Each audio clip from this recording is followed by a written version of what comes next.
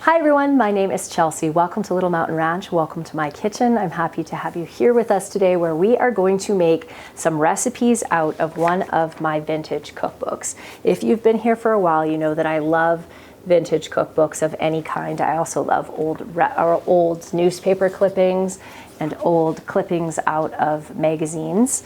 And I have this binder that I put together here with a lot of the clippings from the newspapers and magazines that I've been collecting over the last year or so, I guess almost 2 years now. And this is one of the covers from a cookbook that was from the late 1800s. Isn't that beautiful? It was just the cover, and the inside was filled with all kinds of newspaper clippings and handwritten recipes, which I have in behind here, and they're just beautiful. I just love them so much.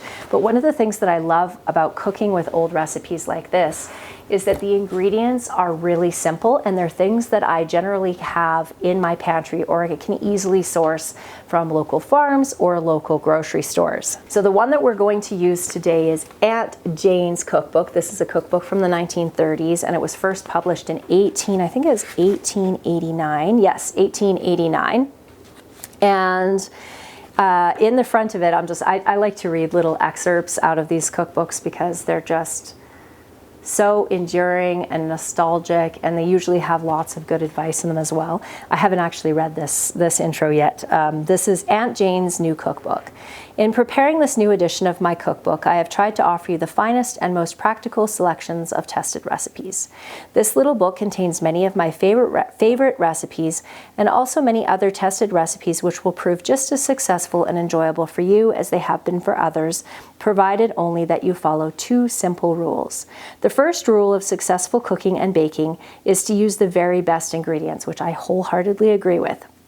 Where Macconan products are indicated in the recipe, be sure to use them, for they provide the distinct touch of superiority in results which are so desirable. So one of the things that I've noticed about cookbooks from the 30s, 40s, and 50s primarily is that a lot of companies put out cookbooks that endorsed or advertised their ingredients. So in this case, this company is called Macconan Factory Fresh Products, and I don't know if they exist anymore. I've never heard of this company before. So almost all the recipes, of course, in this cookbook are going to call for that particular brand of ingredient. Take Macconan vanilla compound and Macconan spices, for example. They provide the finest zest and flavor, yet their cost in food is slight compared to the cost of the rest of the ingredients. Okay, this next rule is a really good one, and one that I often share on my channel, and that is the second rule is to follow directions. Well, we all know I don't follow directions very well, but she says, try my way first, then judge the results. Then if you can develop any shortcuts or improvements, I would be very happy to have you write me and let me know. And I completely agree with that. Whenever I share one of my recipes, I always say, and adjust it to your taste preferences. And that is how you know you're sort of becoming a cook, when you can take someone else's recipe and then alter it to even make it better for your own family. Everyone likes good foods, properly prepared and tastefully flavored. These recipes and Macconan flavors, spices, and food products are intended to help you in preparing better, more varied, and more enjoyable foods. Cordially yours, Aunt Jane. And I just love that so much. And then there's a picture of Aunt Jane right there. So the recipes that we are going to make are two really simple ones. For today, we're going to make her quick noodles, and we are going to use my old pasta maker here to make the noodles, and then we are going to make a simple chicken soup, and I'm using the base for hers, which is meat stock soup. Really simple ingredients: 3 cups of meat stock. I'm going to be probably tripling or quadrupling this. Cooked rice. We won't be using the rice because we're going to use the pasta. Tomato pulp, onion, salt, and then paprika, and this is all Macconan ingredients it's calling for, but paprika, pepper, and celery salt. So we're going to follow that recipe, and then when we do the noodles, I'll walk you through that step by step. Before we get into all the ingredients and putting this all together to make this delicious soup, I wanted to share with you the sponsor of this video, which is a company called Wild. So over the last 6 months, I have been looking at replacing products that we use in our house that use disposable containers that have nasty chemicals in them and things like that. And a couple of the products that I've been really wanting to replace are deodorants and body wash. So I found this company about 3 months ago now, and they are called Wild, and they produce fantastic products. I started using them 3 months ago now. The thing I love about them is that all the ingredients are natural. Their containers that you use are refillable. The products that the container or that the refills come in are actually even compostable. So right down to that part of it, I can feel really good about using their products. They contain non-toxic ingredients, and I don't know if you guys have gone down the rabbit hole of the toxic ingredients that are in most shampoos and especially deodorants, any kind of beauty products and things like that, but the lists are extensive, and I can read all of the ingredients in Wild products. And I think I've shared this before, but I'm very scent sensitive. So any type of strong scents, even a lot of essential oils and things like that, I end up getting a headache from. And so that was one of the things that I was a bit concerned about when trying this product, was that the scents were going to be too strong for me, and that has not been the case at all, which honestly kind of surprises me. So I wanted to share with you a couple of new scents that I'm trying that are just absolutely divine. So this one is sage and eucalyptus, linen and lilac. This one is absolutely beautiful. And then purple rain. All three of them are fantastic. I just love them so much. They smell so good. They do have an unscented option as well if you don't want a scent, but I would recommend, even if you are a scent sensitive person, to give these a try, just because being as scent sensitive as I am, I have not had a problem with these at all, and I like smelling nice, so it's nice. So I just wanted to show you this, and you can get your name put on your container. So these are made out of aluminum, and they are reusable for a very long time. I've been using this, like I said, for 3 months now. I've had to refill it, I think maybe only twice actually, and it's been fantastic. So obviously the amount that you have to refill it is going to depend on the amount that you use it. Wild has offered me 20% off for all of you with the code LMR20. The link is on the screen, but you can also see it at the pinned comment and at the top of the show notes below. This code is for a limited time only, so if you are interested in trying Wild out, which I would highly recommend that you do, I absolutely love this company, then make sure that you place your order sooner rather than later.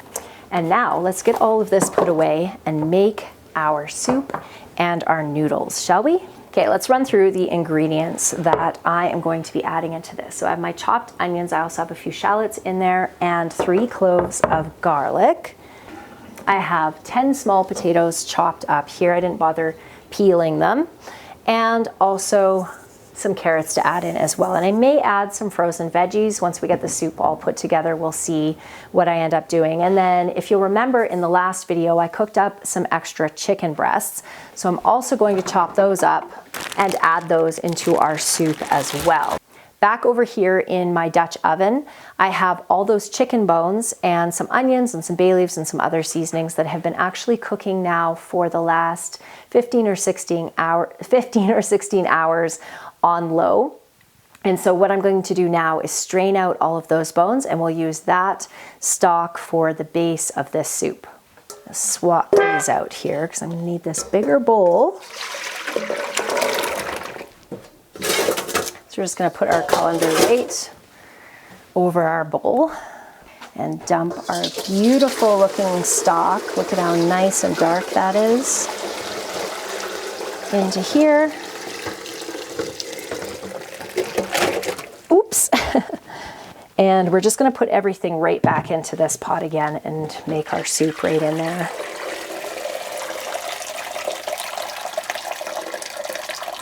So I'm just going to let this sit here so we drain all that goodness out.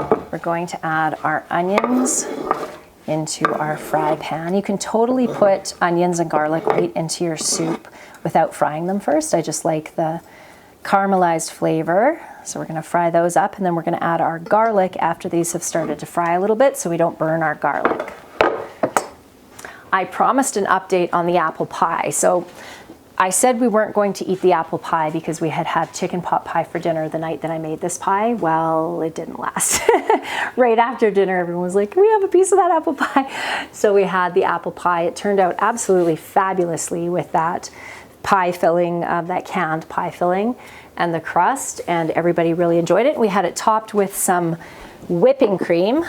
So I am definitely going to be making way more apple pie filling.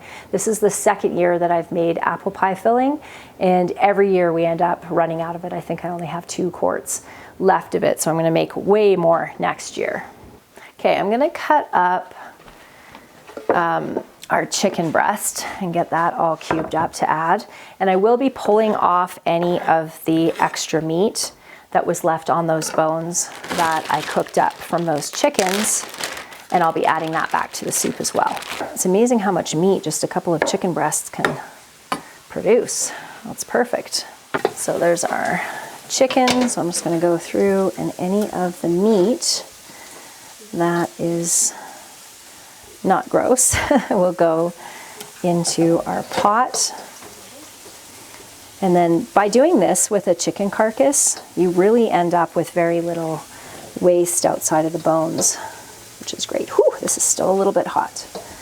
If I'm not immediately making a soup, when I do make a broth like this and I'm wanting to can it, I will often pull all of this chicken off and then vacuum seal it or put it in a Ziploc bag in the freezer. And then you can add that into a stir fry or a soup in the future or anything like that.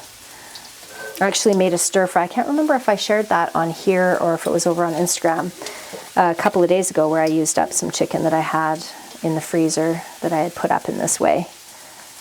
So just put our stock right back into our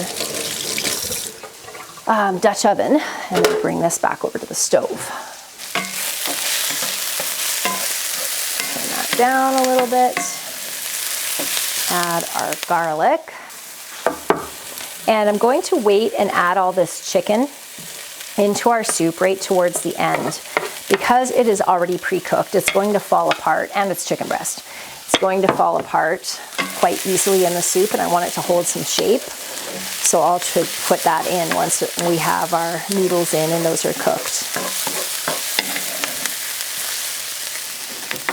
Okay, into our pot here, we're going to add our carrots and our potatoes. Our onions and our garlic are just about ready to add into that. I don't want to make this like a stew. If you're familiar with my soup recipes, I like them pretty full of things and very hearty. But I'm looking for more of a traditional chicken noodle soup with this, where the noodles are kind of the main feature of the recipe. So I'm going to keep this so that there's a lot of broth in it. There we go. So now we'll add in our onions and our garlic. And this is smelling really good already. Because, oh, you know what else I should put in here is a little bit of celery. I'm going to go grab some freeze-dried celery and I'll throw a little bit of that in there. But a lot of these ingredients will actually start to flavor the broth. So before I put the seasoning in, I want to see if I even need to. Some of my freeze-dried celery. So I'm just going to add about that much, about half a cup. Okay, now comes the fun part of making our noodles. So pasta noodles are basically just flour, salt, and egg. And so this recipe has 1 cup or more of flour, 2 eggs, and 1/8 a teaspoon of salt. Beat the eggs slightly and work into enough flour to make a stiff dough. Knead well and let stand for 40 minutes, then roll very thin and allow to become dry but not brittle. Roll the thin sheets and cut very fine. Cook for about 5 to 10 minutes, seasoned in boiling soup stock. So I am going to be using this pasta maker, and it does have something that's going to cut these into noodle size strips. So I'm not going to have to do that step where I'm going to be hand cutting them. our counter nice and clean here because I want to work right on my countertop. Our flour and our salt and our beautiful eggs. I'm going to double this recipe, so I'm going to use 4 eggs instead of 2. I am so happy because our chickens started laying again about 4 or 5 days ago, and we're up to 7 or 8 eggs a day right now, which is wonderful since we are in the thick of the pantry challenge where we're not going to the store for 2 months, and we use a lot of eggs. We were even able to have quiche the other night, which was fantastic. Okay, so we are going to use 2 cups of flour, and we're going to put that right on our counter here. And just a pinch of salt. Mix that up a little bit. And then add a well into the middle of there, and we'll add our eggs right into the well. Do any of you watch the Pasta Grannies on, I think they might be on YouTube as well, but they are on Instagram, and I find so much inspiration from those women, and this is how they make their pasta. So this is how I make my pasta because they know what they're doing. Okay, let's bring you down a little closer for the fun part.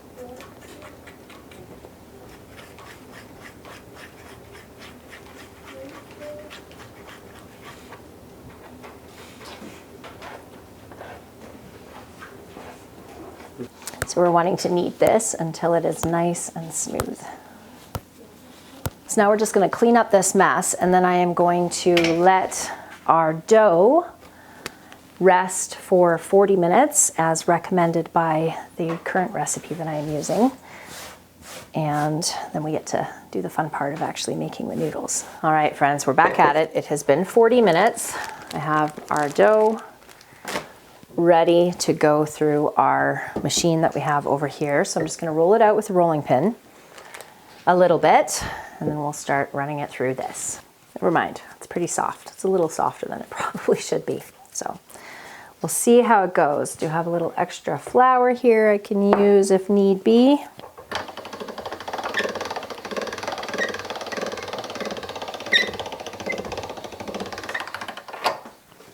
So you can adjust this on the side for thickness. So I'm starting out pretty thin, or pretty thick rather, and then thinning it out as I go.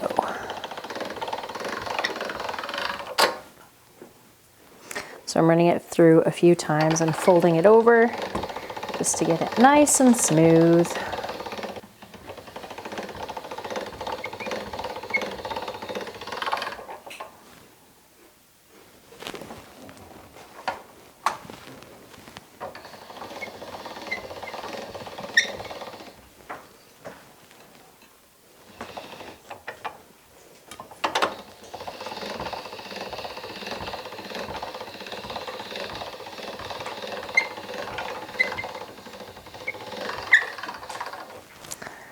Okay, I'd say that's just about what I'm looking for. I think I'll do one more fold and one more pass. To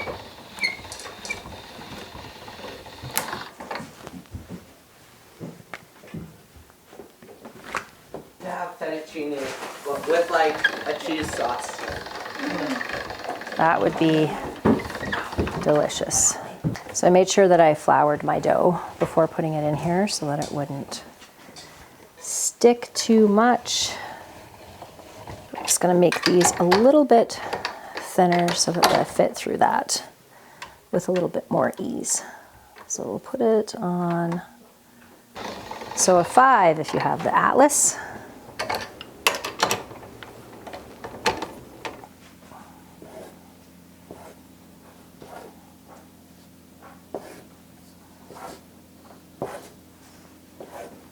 Just going to pull them apart now and go plunk them in our soup. All right, there's our noodles. Let's put them in. Does that look yummy? Mm-hmm. Need lots of noodles, don't we? Mm-hmm. The more noodles, the better. Mm-hmm. Oh, got a long one in there. Is this our homemade noodles? noodles? Yep, I just made these noodles. Spaghetti? These ones are actually like fettuccine style noodles. So we're gonna let this boil for 10 or 15 minutes, and then we're going to add our chicken. I'm just gonna give it a little taste and see if we need anything else in the broth. That's actually really good. I think it just needs a little bit of salt. Looks like I don't have. Add some pepper.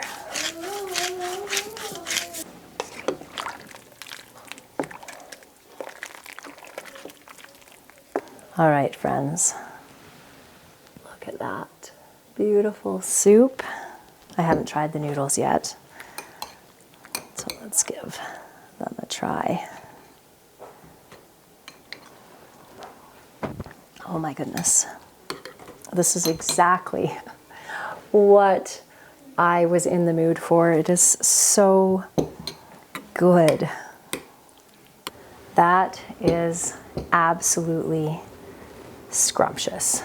And now I feel like I just need to make my pasta from now on, because like with most things, homemade pasta tastes like a completely different beast than store-bought pasta.